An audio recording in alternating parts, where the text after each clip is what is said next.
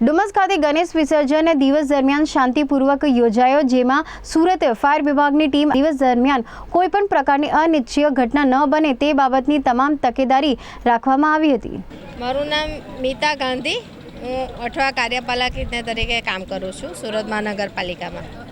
સુરત મહાનગરપાલિકા તરફથી અઠવા ઝોનમાં વીઆઈપી રોડ પર નંદિની 3ની સામે એક આર્ટિફિશિયલ લેક બનાવવામાં આવેલ છે અને 2 આર્ટિફિશિયલ લેક ડુમસ કાંડીફળિયા ખાતે બનાવવામાં આવેલ છે, જેમાં 5 ફૂટથી નાની મૂર્તિઓનું વિસર્જન થાય છે અને 5 ફૂટથી મોટી મૂર્તિઓનું વિસર્જન ડુમસ નાવિક ઓવારા અને મગદલા ગામના ઓવારામાં ઓએનજીસી બ્રિજ પછી કરવામાં આવે છે।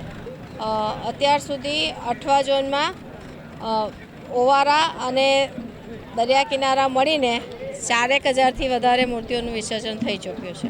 હું Vesu fire station fire officer Prakash Patel. સવારથી અત્યાર સુધીમાં લગભગ નાની મૂર્તિઓ 350-400 જેવી હતી અને મોટી મૂર્તિઓ લગભગ 150થી 200 જેવી મૂર્તિઓનું વિસર્જન થયું છે અત્યાર સુધી। ના, એવું કંઈક ભગવાનની કૃપાથી હજી કંઈક એવી ઘટનાઓ બની નથી।